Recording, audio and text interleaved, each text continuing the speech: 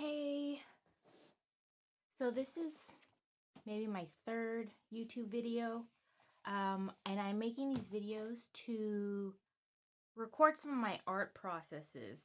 I make things and people ask about them, and I don't take pictures, I take videos. Nobody knows how I do it or how it comes together. So because I get curiosity and a lot of suggestions from my friends and family, I have decided to record my processes, which I'm a little uncomfortable with because I'm not really a public person, a social type person. So this is a little odd for me, but I like making my art, so I'm just gonna do that. Do what I like, talk about it. My best I can.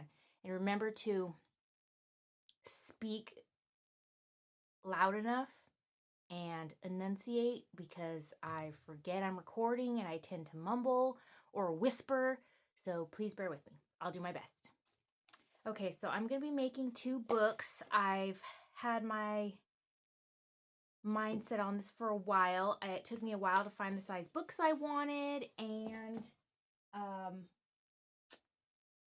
kind of enough motivation, not motivation, let's say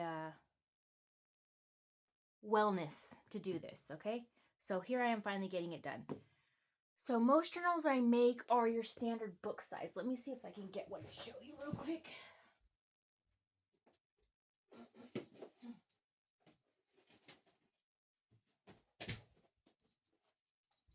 So these are 2. Let me get a ruler.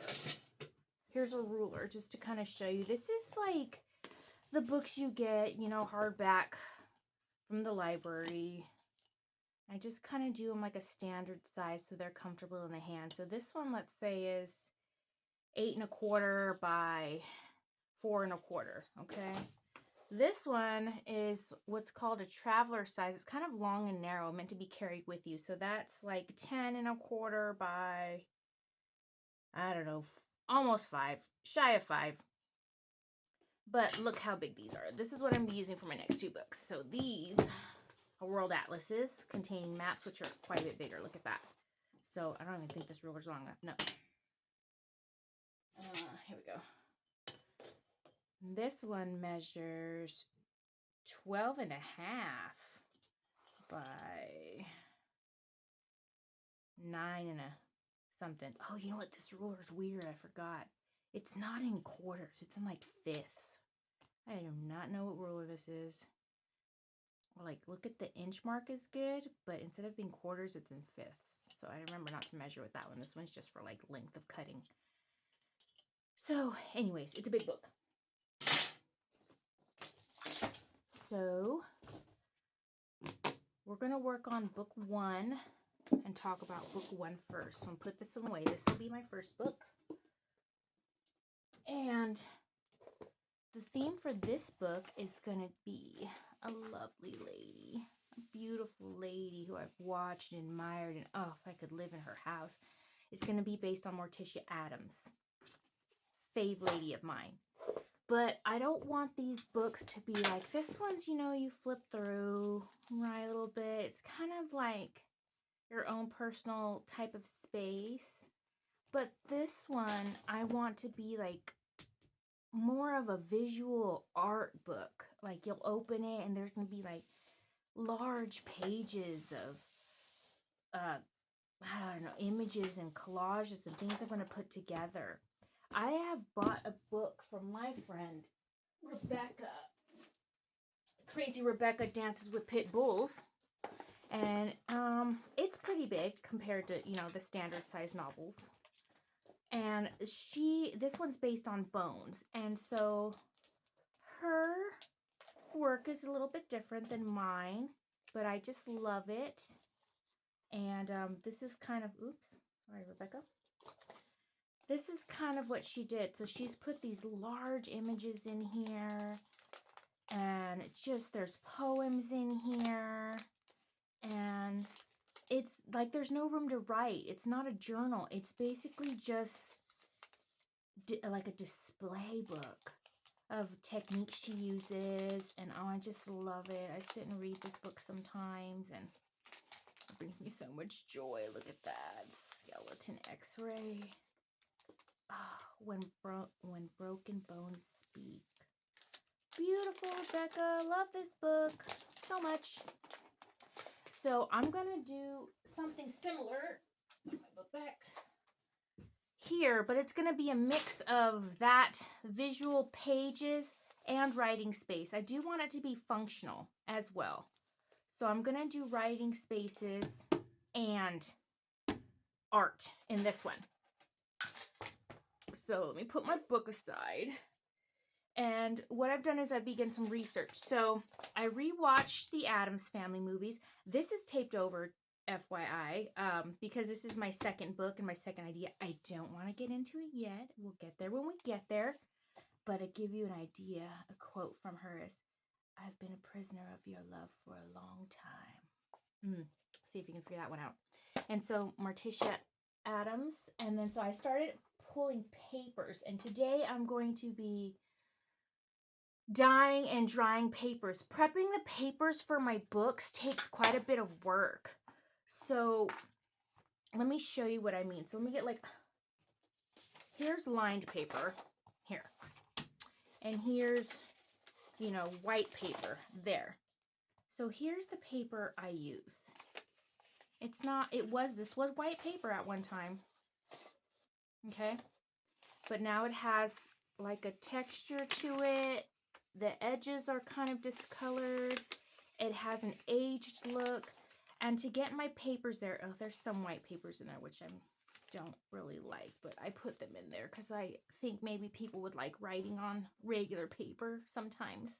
But I like to have a lot of interest. So this one is coffee dyed. So you see the difference. This to me has so much more mood, so much more feeling. I can be in a space on this page. Let's see. And so I've altered quite a bit of papers in here. And so I'm going to plan on altering all the pages. I don't want one single piece of regular untouched paper in my large art books. Not one single piece. I want everything to be customed and just manipulated and completely put into a mood for the book. So I've pulled papers.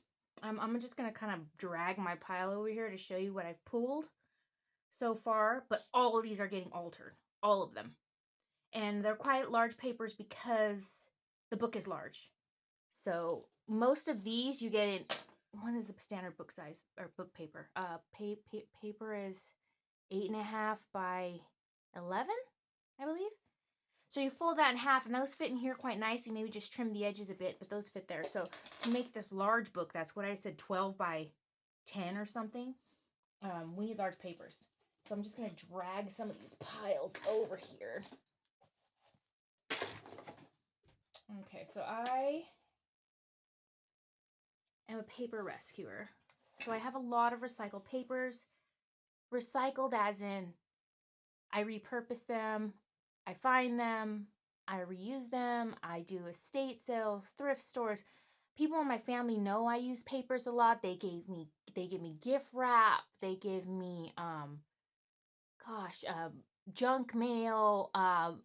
My mom even bought a skirt, and because I also use fabric and lace and trims, and it was too voluminous, so she cut out all the tulle and the lace that she didn't like, and she gave it to me. So I have stuff like that, and I use anything. I almost buy nothing new unless it's gifted to me, which I love gifts. I thank you for thinking of me, but I rather rescue paper. So some of this stuff you'll see is new, but it's either found at thrift stores or estate sales or was gifted to me. So all this stuff is going to be dyed. I have a paper bag there. These are 12 by 12 papers. I've already punched some of this stuff for some other books. But let's see, show you some colors here. I've got kind of a color scheme going from Morticia. It's mainly, when I look at the house, her dresses, how everybody dresses, the decor in the home, stuff like that, her interests. So I kind of pull colors based on that. So to me, in the Addams family mansion, there's a lot of uncleaned furniture, cobwebs. The walls are faded and old, and nothing seems to be polished, you know, so I'm pulled kind of papers based on that. And I've also pulled some textural papers, which are not going to look like this when they're done, after they get dyed and dried and manipulated. Some of this stuff is a bit cartoony, but I need to tone that down. I don't want it to look so commercial. I want it more to look like it belongs there. Not that it was just kind of plucked out of a Halloween book and put there. So there's some of that. Those are 12 by 12, mostly cardstock. Some is paper. So those will take different drying times and a little bit different techniques. I pulled some lined white paper. This, I don't know what this is. It was in a pack that said cardstock. It was just kind of randomly half opened at a shop somewhere. So I bought that, pulled a couple of those. These are binder inserts, I think. And they're pretty thin, but I want to color some of those. And those are all going to, most of the stuff's going to be chopped up. And then here's some 12 by 12s. Some of this stuff just comes in. I find like pieces of 12 by 12 scrapbook papers in, gosh, antique shops, wherever. And so I pulled some of this. These are cool, both front and back. These are double-sided, which I love the colors on the back too. So we're gonna dye those. And then I have some large paper here. I think this was like, what is it? Multi-purpose, like drawing pad, watercolor, stuff like that. Like it's multi-purpose art paper. So there's those. And this is more of that. It's actually called sketchbook paper, but weird. It's a little bit thicker than that. And this was super old. Like it looked like from the 70s. So it's already got this yellow. See the difference in color there. But still needs to be altered. So every page, once it goes through the dye, based on its original color, will be, you know, various shades. So there's that stuff.